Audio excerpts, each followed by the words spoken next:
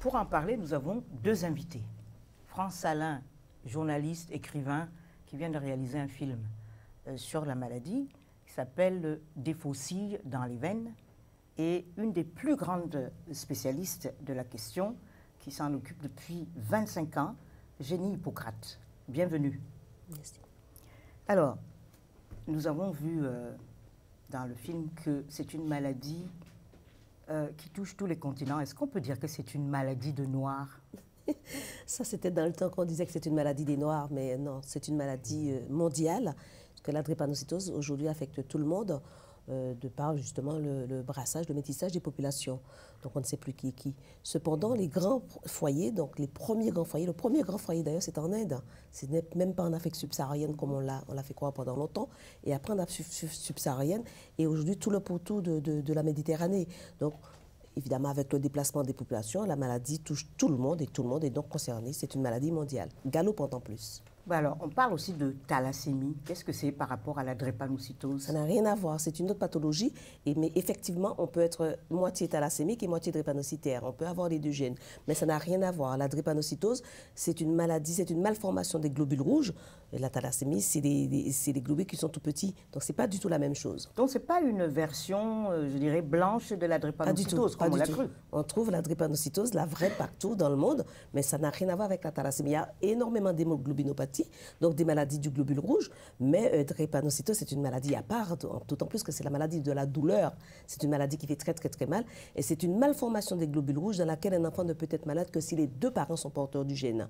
Donc, quand on est porteur du gène, on est AS, et donc deux personnes AS, on risque de donner naissance à un malade SS, puisque l'hémoglobine A, c'est l'hémoglobine normale, l'hémoglobine S, c'est l'hémoglobine anormale. Donc, quand on a les deux hémoglobines, papa, maman, on risque de donner naissance une fois sur 4 à un enfant malade. Et là, depuis 25 ans que vous occupez de cette maladie, que vous suivez, quelle évolution avez-vous vue là, au fil des ans? Déjà, la prise de conscience est différente. Je me rappelle il y a 25 ans, parce que j'ai un fils qui est malade, qui est atteint de la forme la plus grave, il est SS. Déjà, il avait perdu, je dirais, son identité. On ne l'appelait pas par son prénom Télon, on l'appelait le petit Drépano. D'accord? Donc, c'était déjà ça, c'était le petit drépano, le petit négro drogué à la morphine, parce que c'est une maladie qui fait très, très mal et des fois, même la morphine ne suffit pas. Et donc, quand les personnes réclamaient la morphine, ou réclament jusqu'à maintenant la morphine, on dit qu'ils sont des drogués. Donc, là, il y a une prise de conscience qui commence grâce aux associations. Et puis, il y a aussi la recherche qui avance. Aujourd'hui, on est à l'heure de ce qu'on appelle la thérapie génique. Il y a des greffes, il y a la thérapie génique, donc c'est assez compliqué à expliquer, mais c'est vrai qu'il y a une très bonne prise en charge pour les personnes qui connaissent la maladie, parce que c'est une maladie toujours méconnue, par exemple dans les écoles. Nous, à l'association, on va informer les professeurs, donc on sait quand un enfant est drépano, il est fatigué et fatigable, donc ce n'est pas un fainéant. Par exemple, au niveau du travail, parce qu'il y a des règles à respecter, et à partir du moment où tout le monde connaît ces règles, le malade a une vie pratiquement normale aujourd'hui. Mais alors, maladie méconnue, mais c'est une maladie qu'on sait déjà dépister, Franck. Oui, il a été mis en place dans les années 80, et comme c'est présenté dans le reportage, un dépistage néonatal. C'est-à-dire que les enfants qui naissent dans les départements d'outre-mer, par exemple, et ça devrait être fait plus fréquemment en Europe et en Afrique a fortiori, on fait un test sanguin qui permet de savoir si votre enfant est AS, SS, s'il est malade, s'il est porteur sain. Alors, je sais que les associations ici et la PIPD que dirige Jenny, c'est l'un de ses combats, se demandent pourquoi le test n'est pas fait systématiquement en France aussi, puisque de plus en plus de drépanocytaires sains, porteurs sains ou pas vivent en France. Le métissage ne permet plus de voir simplement avec la couleur de peau si quelqu'un est drépanocytaire ou pas. Mais malheureusement, dans un pays comme la France qui a des moyens, le test n'est pas systématique, en tout cas en hexagone. Et en Afrique, pour les médecins avec qui j'ai pu m'entretenir, il y avait aussi ce souci de rendre ce test systématique. Qui consiste en quoi? C'est une prise de sang? Oui, c'est une prise de sang. Et puis ensuite, on fait cette fameuse électrophorèse d'hémoglobine. Il passe le sang dans un appareil qui permet de déterminer si l'enfant est porteur, sain ou malade ou n'a rien. Mais dans beaucoup de pays d'Afrique, le problème n'est pas que politique, le problème est parfois aussi une question de moyens. Il faut que les autorités publiques arrivent à mettre les moyens suffisants pour que tous les enfants soient dépistés et pour qu'ensuite il y ait une sensibilisation suffisante pour que les porteurs essaient de ne pas faire des enfants ensemble, ce qui permettrait d'avoir moins de malades. Certainement. Je crois que ça, c'est un point important déjà de dépister dans un couple qui veut se former si ils sont susceptibles de donner naissance à des enfants malades. Mais alors, est-ce que on peut estimer que les efforts que la plupart des gouvernements mettent à dépister, voire à soigner, entre guillemets, cette maladie, sont inférieurs à ceux qu'ils déploient pour le paludisme, par exemple? Puisque la drépanocytose est la première grande maladie génétique. Alors, le paludisme, déjà, les efforts sont-ils suffisants pour... La priorité semble être le palud. Hein. On ne parle pas assez de la drépanocytose. Mais on ne parle pas assez de la drépanocytose, c'est certain. D'autant plus que c'est une maladie chronique, c'est-à-dire que l'enfant qui naîtra drépanocytaire, toute sa vie, il portera ce mal et il souffrira et il devra être soigné. Et c'est un coût pour la collectivité. Donc c'est vrai que les gouvernements devraient réfléchir à leurs priorités et à ce que coûte au final un enfant qu'on devra soigner toute sa vie.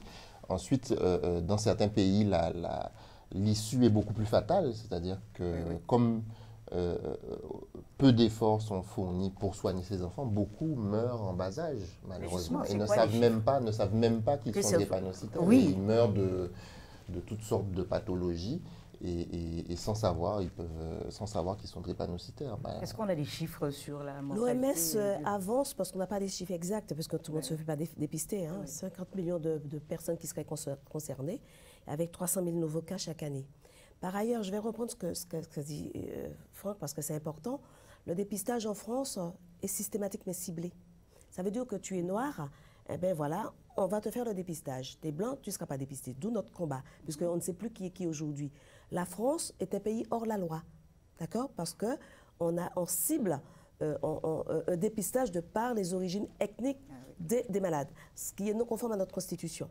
D'accord? L'article 1er dit qu'on est tous égaux. Donc non, il faut que ça change. Donc ce n'est pas suffisant.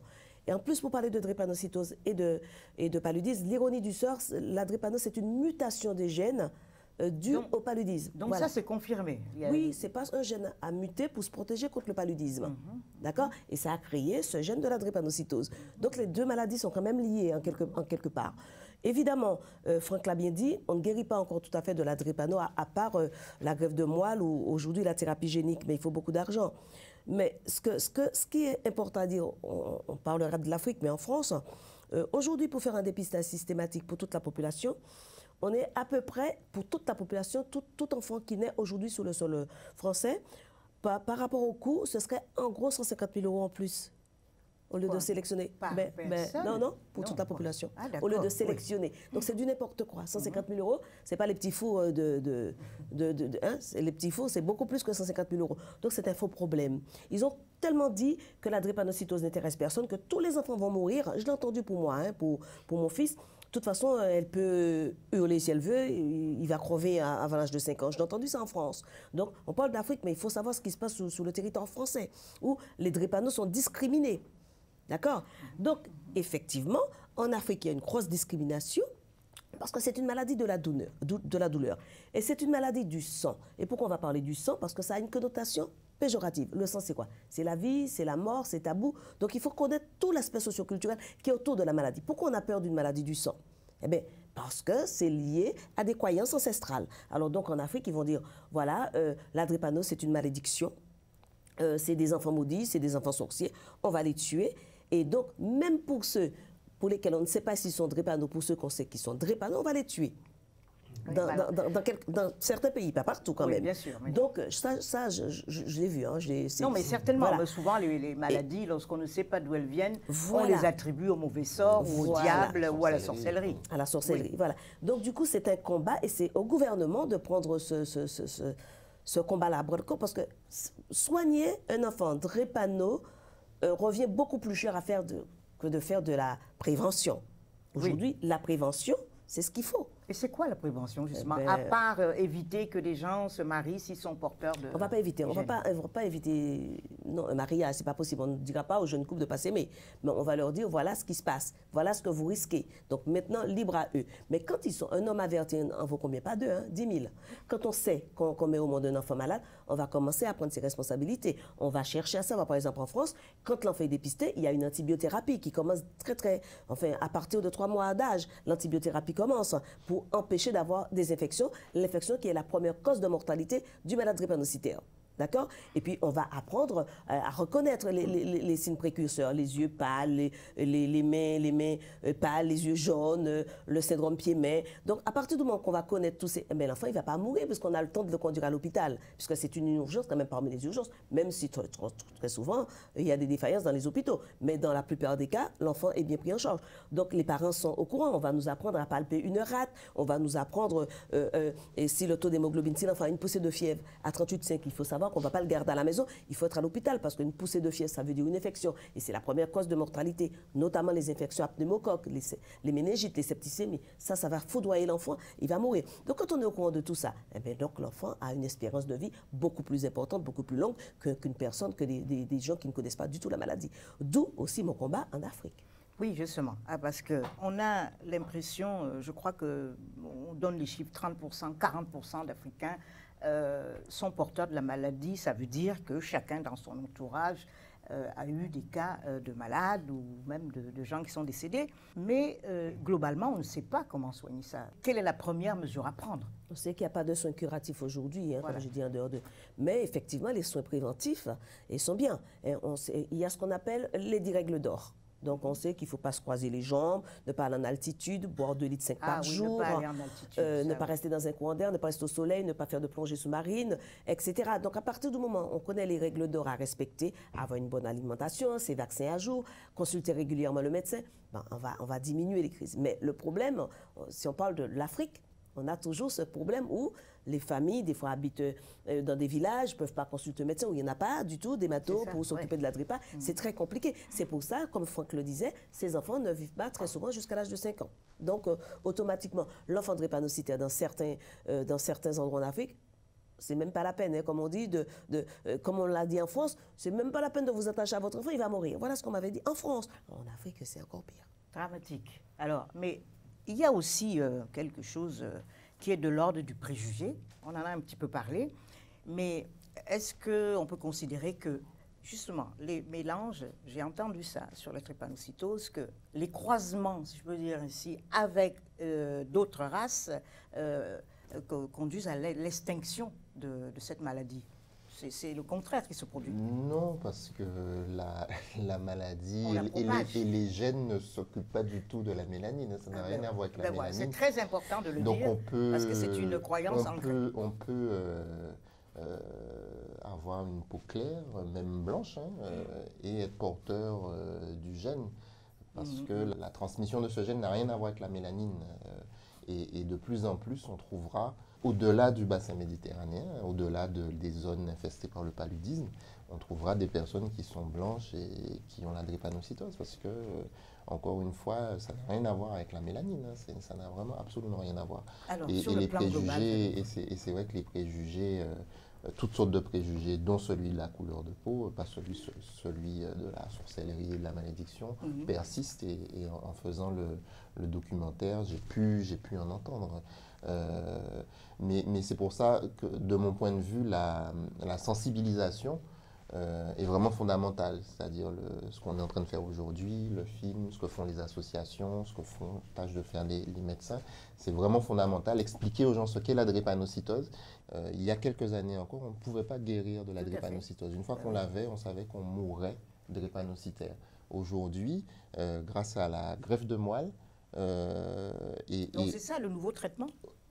Oui, c'est le nouveau traitement qui est utilisé aujourd'hui, mais il y a encore quelque chose qui arrivera dans quelques années, une thérapie génique, alors qui est expérimentale pour le moment, mais beaucoup d'espoir sont mis dans cette implantation de gènes, c'est ça? C'est-à-dire que les chercheurs prélèvent des cellules des malades, la moelle des malades, et ils l'assainissent grâce à cette thérapie génique. Et lui réinjectent une moelle saine.